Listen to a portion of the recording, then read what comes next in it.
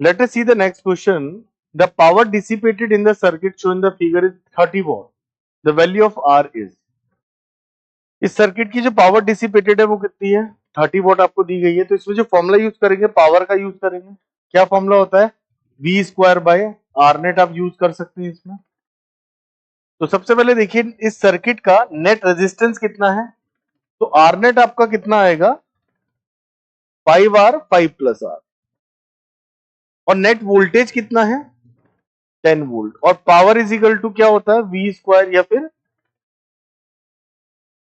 V square by are लगा देते हैं। पावर आपको 30 दी गई है। V कितना है? 10 का स्क्वायर 100। R की वैल्यू कितनी हो जाएगी? 5R 5 plus are. Cross multiply करेंगे, 0 से 0 कैंसिल आउट कर दिया। ये हो गया 15R, ये हो गया 50 प्लस 10R। यहां आ गया 5R is equal to 50, R is equal to आ गया 10 ओम। तो ये इसका सही आंसर होना चाहिए। This is the right answer of this question.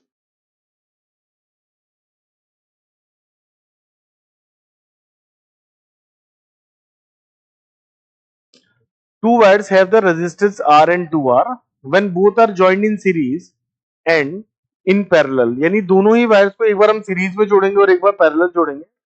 Then ratio of heat generated in these situation on applying the same voltage, यानी यहां पर भी वोल्टेज सेम लिया गया है। तो आपसे ratio of power generation, heat generation मतलब पावर जनरेशन हो गया, पूछा गया है। तो पावर का formula V square by R इसमें लगाया जा सकता है। तो दोनों सिचुएशन फॉर्म करते हैं। तो पहले हम दोनों रेजिस्टेंस को सीरीज में लगाने वाले हैं, R और 2R, और यहां पर एक सेम सोर्स ले लेते हैं, इसका वोल्टेज V ले लेते हैं। सेकंड केस में, ये केस नंबर कौन सा है? फर्स्ट। और इसमें पावर जनरेटेड हम मान लेते हैं P1 होगी। सेकंड केस में आपने R को 2R के संग पैरेलली जोड़ा है और सोर्स वही लिया है जिसका वोल्टेज कितना है? V। और यहां पर power assume to be P2।